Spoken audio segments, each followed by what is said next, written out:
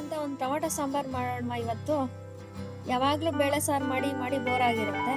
ಹಾಗಾಗಿ ಇದೊಂದು tomato simple ಆಗಿರೋಂಥದ್ದು ಒಂದು ಸಾಂಬಾರು ನಿಮ್ಗೆ ತೋರಿಸ್ಕೊಡ್ತೀನಿ ಬನ್ನಿ.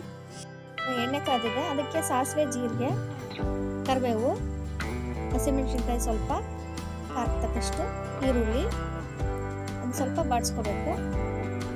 ನಂತರ ಒಂದು ಸ್ವಲ್ಪ ಸಾಂಬಾರು ಪುಡಿ,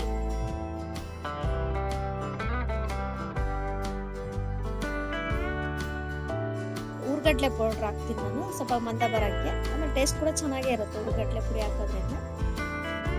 ಆಮೇಲೆ ಟೊಮೆಟೊನ ಬೇಯಿಸ್ಕೊಂಡಿರುತ್ತೆ ಅದನ್ನು ನಾನು ಅದಕ್ಕೆ ಹಾಕ್ತೀನಿ.